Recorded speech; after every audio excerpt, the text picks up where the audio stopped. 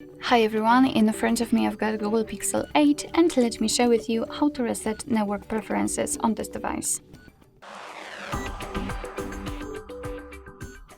So let's start with opening the settings, and in the general section we have to scroll down to the very bottom to find the system.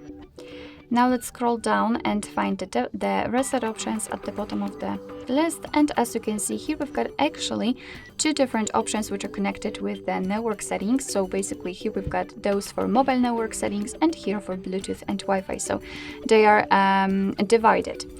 Unlike in other devices. So all we have to do in both cases is to simply tap on the option and then tap on reset settings. Of course we have to confirm it with the pattern and then tap on reset settings again.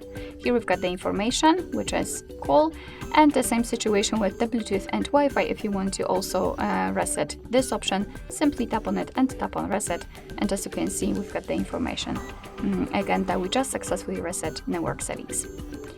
Alright, so that will be all. Thank you so much for watching. I hope that this video was helpful, and if it was, please hit the subscribe button and leave the thumbs up.